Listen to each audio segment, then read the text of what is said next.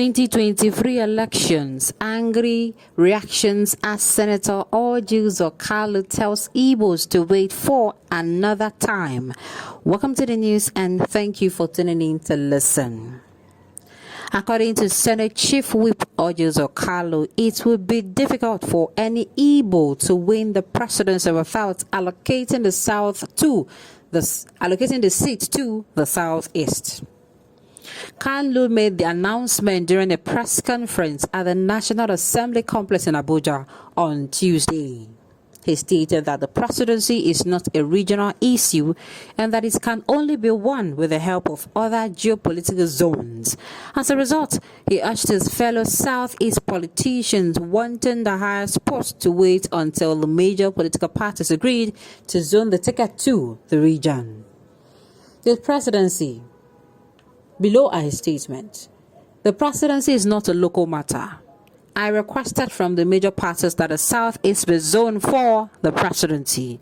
I had to resign after I failed to accomplish that, and since the presidency is not a local concern, I have no issue with an Igbo man holding the office of the president. However, we must work with other Nigerians. No matter how well liked you are, it will not work if we do not do it with other Nigerians. It is the Nigerian president, not the Igbo land president. I'm an Igbo man at heart. I'm also a true Nigerian. If a Southerner had been nominated for president, I would have been the one. So it's all about the party. I hold no animosity against anyone running. Some reaction that show the post good thoughts. Uzor Kalu will not tell us about his country, Nigeria. We are Biafrans. It is going to happen in his very own eyes. Another commented, he did not know that he has failed, that even if APC give him presidential ticket, that Southerners would not have voted for him. South can rather vote for a Northerners than to vote for him and riches. Let him go and sit down. Another commented, typical case of if not me, no one else. Uzor Kalu is an ordinary afternoon. He speaks for no one but himself and has no consequence as far as the election of P2B is concerned. Another opined, it is one man, one vote, so no problem without Uzor Kalu voting for Tinubu. After all, some Yoruba elders are also mobilizing and will vote for B. But rigging will and should by all means be resisted, and Kalu should be warned ahead of time. Another opined, an ex-convict reasoned like a prisoner. Please undergo some rehabilitation and be reintegrated into the society. Chairman. Another commented, do you have to betray your people for personal and selfish political gains? If Uzor Kalu is a true Igbo son and patriot, he would not have decried the marginalization of a group, the ethnic group in the leadership equation of Nigeria in regards to presidency. But he is myopic for Senate. Presidency. Even God knows say na Igbo they do safe. Another opined, this is politics after all. Pade Banjo is throwing his weight behind P2B. Igbos must wait for next 20 years. Learn to be humble. Do away with arrogance and base price. Open their communities to other tribes and their businesses. There must not be any Biafra agitation again, and they must tender apology to those families that's Nze, Ugu, and Ejefuna, another Igbo soldiers brutally murdered by 1966 coup with compensation and regret. Otherwise, Northerners, especially Muslims, will not trust Igbos by voting them in since Aaron C. misrule. Let me say this to you. You're holding on to heat and passion. That's all I see here. If you're coming out to say this, then I think if Igbos are going to do what you just wrote here, I'm speaking as a Nigerian now. I'm speaking as a Nigerian and not as a tribal or regional person. Then they also must be apologized to. Do you know how many children were killed? Over 3 million. Like 3 million people were killed. And we are here saying this. Look, whether we like it or not, the North don't offend the South, and the South has offended the North.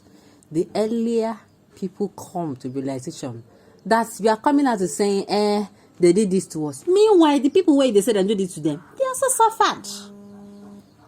They also suffered as well. So, this thing is what I'm asking. So these people, they're also nursing their own wants. If you want to come out and hold each other, you do me this one, you no do me this one, your people nine key. You go say all of us get things to talk about. It's not be say you get only one people with them kill, you get only one people with them suffer. And for goodness sakes, people who do this thing, they don't go. Can we at least do better by forgiving ourselves and move on with our lives? Or do we still have to hold those people in ransom?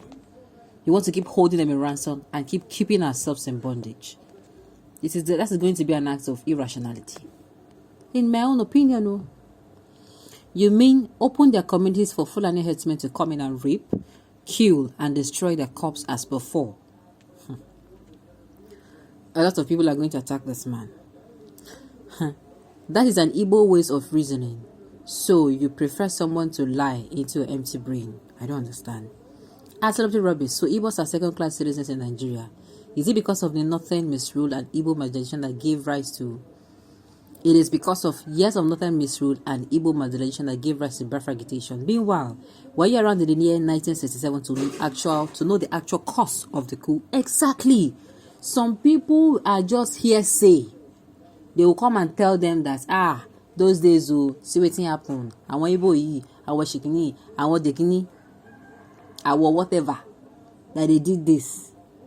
The same way, somebody elsewhere will be giving that false information. And outside this one, they do this one, this one, they do this one. It don't make sense. And then, all these things, you're going to cause problem. People who do this and don't do that, go.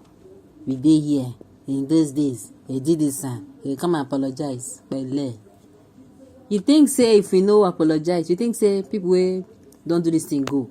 You think, say, it will affect them. Now we go affect. It will be shame to us. Our children will ask us, okay, then when you came to Nigeria, you were born into the country, and you met things like this. What then did you do? You will say, you kept telling your children the story, and the hate continued. Then they will clap for you, Abi. The earlier we know that this country is ours, each and every member. There is nothing like somebody will wait for 20 years. The way another person have the opportunity to come and do it the same way. Have you ever traveled to the Southeast region, this person? Have you traveled there? Because I know the Southeastern region, they also have people who are not Southeasterners living there. I want to tell you that some people have already made themselves that place their home. The same way, the doors are being opened to the Igbos wherever they go. I beg, make we remove sentimentalism out of this. It's not going to lead us anywhere, else you want to keep telling the story. You want for 50 years to come. Make you dey lie down for your grave. They hear when your great-grand-pikin, they tell in own pikin. Say, our Igbo, they did not do well, or these outside people, they did not treat us well. It is not supposed to happen. It is not supposed to happen. Break that yoke. Be the person that sees things differently. Okay.